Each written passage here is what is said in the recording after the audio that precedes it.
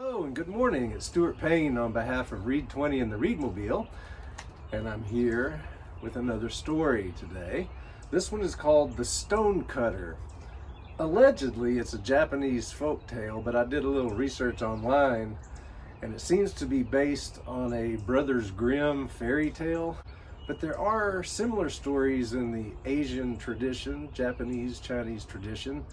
But it is a very interesting tale. Let's read it and then we'll talk some more about it. This particular version is credited to Gerald McDermott, and it is The Stonecutter, a Japanese folktale. So here we go. Tasaku was a lowly stonecutter. Each day the sound of his hammer and chisel rang out as he chipped away at the foot of the mountain. He hewed the blocks of stone that formed the great temples and palaces. He asked for nothing more than to work each day, and this pleased the spirit who lived in the mountains. Interesting illustrations. One day a prince went by. Soldiers preceded him, musicians and dancers followed him. He was clothed in beautiful silk robes, and his servants carried him aloft.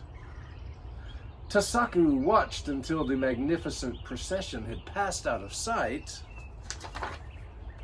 and then Tasaku cut no more stones and returned to his hut.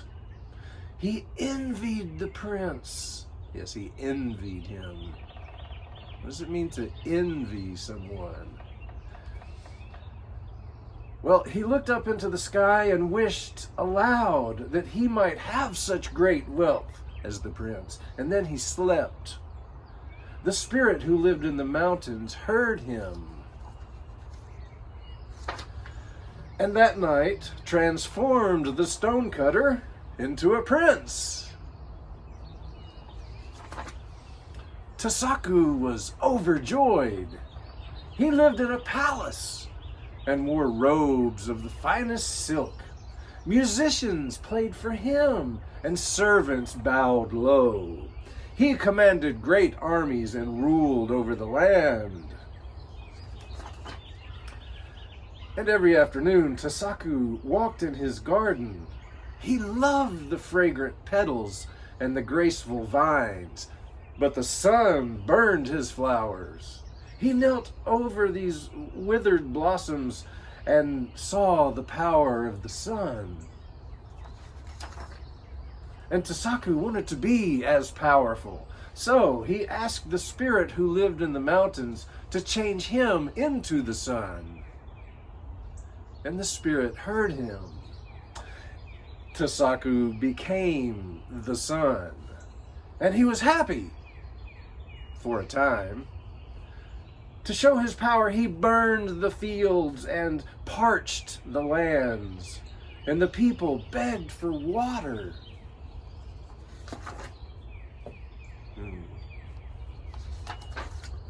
Then a cloud came and covered him, and the bright rays of the sun were obscured. Tasaku then knew that the cloud was even more powerful than the sun. He told the spirit to change him into a cloud, and the spirit heard him. Tasaku became the cloud. With his new power, he made violent storms. Thunder rolled across the sky. Rivers overran their banks. Fields were flooded. Huts and palaces, all were washed away. Looks like a tsunami. But the mountain remained. Tasaku was angry because the mountain was more powerful than the cloud. "Make me into the mountain," Tasaku demanded. The spirit obeyed and then departed, for there was nothing more he could do. Tasaku became the mountain. He was more powerful than the prince, stronger than the sun, mightier than the cloud. Should be happy now, right? But Tasaku felt the sharp sting of a chisel. It was a lowly stonecutter chipping away at his feet. Deep inside, he trembled. An earthquake.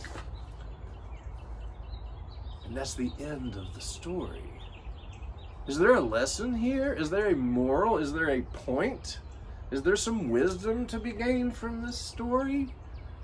Well, many people think so, because this type of story seems to appear over and over again in the literature of our civilization. We'll talk about some examples and some of the main ideas, and I hope you and your friends will have a discussion about what this story, the Stonecutter, is trying to teach us about ourselves and the world. At this point, I'd like to invite you to maybe pause the video or have a look at these topics for discussion, or at least have a look at the vocabulary words that I've taken from the story. All right, well, thanks for tuning in today. I hope you enjoyed our story, and I hope that you will share these stories with people you know.